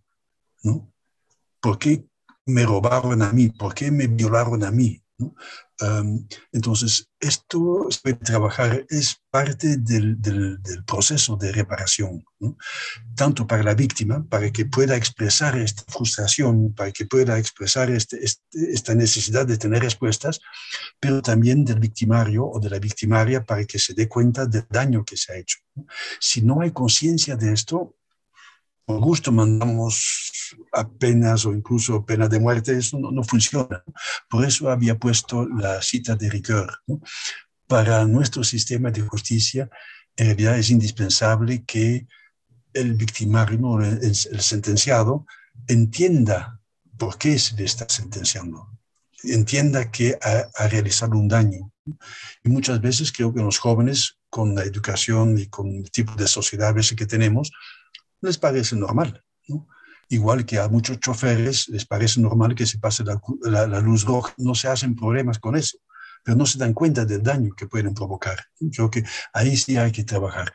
Que hay evidencia en casos de homicidio, de violencia sexual, etcétera, de reparación, sabiendo que en esos casos extremos, claro, el daño de por sí es irreparable, ¿no? En un homicidio no vamos a resucitar a la persona, pero después la manera como se trabaja, cómo se vive este trauma, cómo se puede superar de alguna forma, eso sí, creo que eso sí hay suficientes ejemplos para decir que es posible. Buenos días con todos, saludando al ponente y felicitándolo por su visión que tiene de la palabra. Una pregunta muy concreta. En su opinión personal, haciendo una comparación de nuestro vigente Código de los Niños y Adolescentes y el Código de Responsabilidad Penal de Adolescentes, ¿cree usted que ha habido un avance en cuanto al tema de la palabra? Y para complementar la pregunta y también su respuesta, ¿cree usted que el hecho de que existan diversas audiencias previstas en el Código de Responsabilidad Penal de Adolescente garantiza el verdadero sentido de la palabra del adolescente en proceso? Gracias por su respuesta de antemano. Gracias, doctor, por la pregunta, que todas las preguntas hacen reflexionar, ¿no es cierto? Para dar mi opinión muy, muy personal y digamos, en frío, el hecho de instaurar una secuencia, ¿no? en el proceso, ¿no? en la parte procesal de escucha, etcétera, no garantiza que se escucha realmente, ¿no? Porque, como hemos visto, para escuchar hay que tener una cierta capacidad de escuchar, ¿no? Los psicólogos supongo que son más entrenados en eso que los juristas o que los economistas, como yo. No garantiza, pero sí es una condición sine qua non, ¿no es cierto? Si no hubiera estos espacios que están normados ahora, ¿no? Si no existiera la norma que exige que haya estos espacios, claro, sería mucho más difícil que haya una escucha adecuada, pero no es suficiente. Necesitamos capacitar a todos los agentes, a todos los funcionarios que participan de todo este proceso. Necesitamos una capacitación y creo que sería interesante tener a nivel institucional, ¿no? Que sea en el PRONASEG, que sea en el Ministerio Público, que sea en el Poder Judicial, ver la posibilidad de tener una capacitación de psicólogos, por ejemplo, clínicos, especializados en esta temática, para ver cuáles son o cómo podemos escuchar mejor, ¿no? Porque justamente porque se trata de jóvenes que no siempre dominan el lenguaje adecuadamente para su edad, ¿no? Mucho menos la escritura o la lectura, esto ni hablar, pero incluso para expresarse, también hay un lenguaje corporal, hay un lenguaje no verbal que es importante poder detectar, ¿no? Y creo que en este caso sería interesante ver si se puede pensar en algún tipo de formación, alguna guía, alguna capacitación para justamente ejercitarnos en la escucha, en la capacidad, en la promoción de la capacidad de la escucha. Entonces, gracias por la pregunta porque lanza una perspectiva muy interesante. Entonces, doctor Bruno van der Maat, vamos a presentar la pregunta. Esta pregunta la van a poder, es un trabajo individual que va a estar colgado en la plataforma Moodle y ustedes van a tener una semana también para trabajar esto. Este es el trabajo individual, es cómo puedo lograr un mejor desempeño del uso de la palabra por parte de los y las jóvenes en conflicto con la ley en mi trabajo o institución. Y se plantea 3 sugerencias. Entonces, las indicaciones también van a estar en la plataforma Moodle y la pregunta también va a estar colgada. La idea no es hacer una tarea que va a ser revisada pues, por, digamos, de una manera, como diría, crítica para ver si tiene razón o no. La idea es que haya sugerencias desde las 3 instituciones, sugerencias que pueden ayudar a todos, ¿no? La idea es que vamos a sistematizar y sintetizar las 3 sugerencias de cada uno de los participantes por institución y las vamos a devolver para que alguno tal vez pueda decir, oye, no había pensado en esto, o esta idea me parece interesante, podría aplicarla. La idea es socializar, ¿no? Sugerencias que nos ayuden a todos a mejorar nuestra escucha de los jóvenes en conflicto con la ley. Entonces, no es un trabajo que va a ser calificado de bueno o malo, sino es un compartir las sugerencias de una manera creativa, digamos. Disculpa, Laura. Gracias. Agradecemos a cada uno de las participantes por asistir y a las personas también que han planteado preguntas, porque las preguntas nos mueven a nuevas preguntas, a nuevas reflexiones y por ende a nuevos aprendizajes. Agradecemos también al doctor Bruno van der Maat por esta ponencia. Nos vemos hasta la próxima semana. Muchas gracias.